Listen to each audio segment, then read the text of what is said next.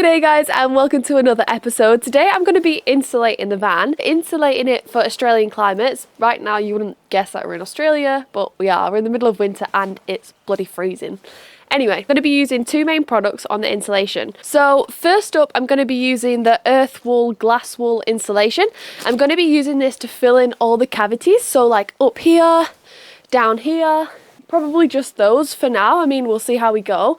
And then I also have Foilboard. I've not got that much left, just a small amount. I've literally only got like half a sheet of this left, so I'll have to go to Bunnings and get some more.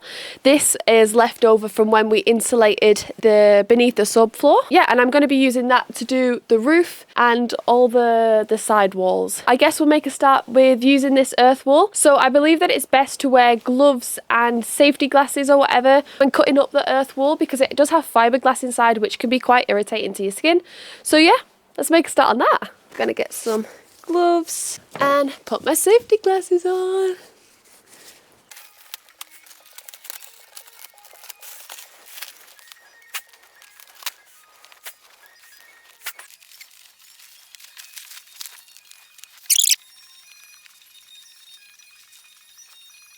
Alright, so I've relocated to outside because I've just decided I don't want to get all the fiberglass particles everywhere inside the van, so I'm going to cut it out here and then take each piece inside once it's cut. And I'm going to use a dust mask as well. So I just found that the easiest way to cut up this insulation was just using a big pair of sharp scissors instead of using a Stanley knife or anything like that. And I kind of just like eyeballed the size of the space that I was trying to fill and then just roughly guessed it. You can always just cut a bit more and then shove some more into the gap. So I didn't bother measuring it precisely or anything like that. Alright guys, as you can probably tell, I have finished this area. So I've done all the above bit here. Inside those little cylinder shaped things down there, and the bottom bit here I'm going to do over the wheel arch now as well. Also, what colour of green do you reckon we should go for? We're looking like a Bunnings sample wall at the moment with all of our different colours of green.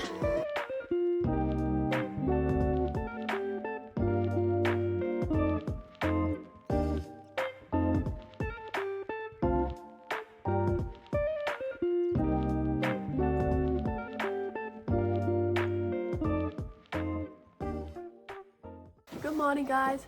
The sun is very deceiving. I thought I would just let you know how we're going with this insulation.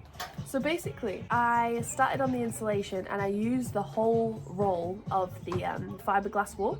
I only probably did about half of what I wanted to fill in with the wool, and then I had to go to Bunnings and buy another roll. So we've decided that yeah, we're going to use the wool stuff to do all the bits that we can fill in, and then the roof and the side walls we're going to use the foil board. We did have to buy another 3 boards of the foil board as well. The next issue was in our sliding door.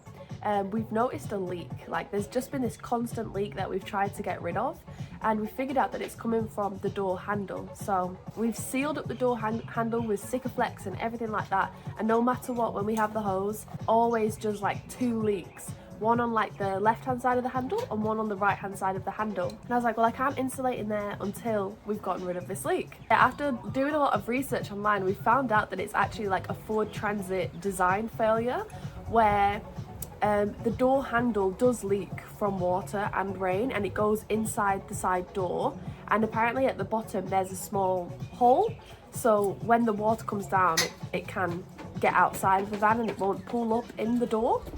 I did kind of wonder why, but when I stripped the van completely, there was a plastic film going across that side door. So now, having realised that, thought about that plastic film was probably to stop any condensation coming into the van, as you know, it does drip out the van and the door wasn't full of water.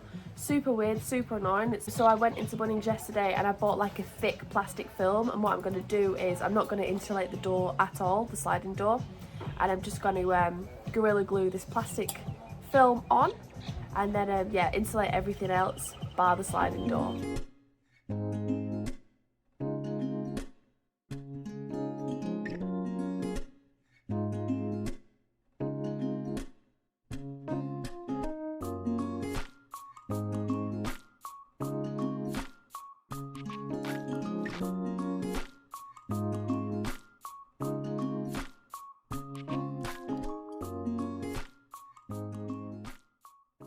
Alright guys, so I just finished with the fiberglass wool insulation. I've managed to fill in all of these little compartments and all, yeah, as you can see, the bottom bits of the walls and all the little gaps in between. We've got 3.5 of these foil boards here. We're going to be using this to insulate the roof and the wall panels. So hopefully that should be enough, and we're going to make a start on that now. We have already glued little strips of plywood to the roof, so we have something to mount the foil board to.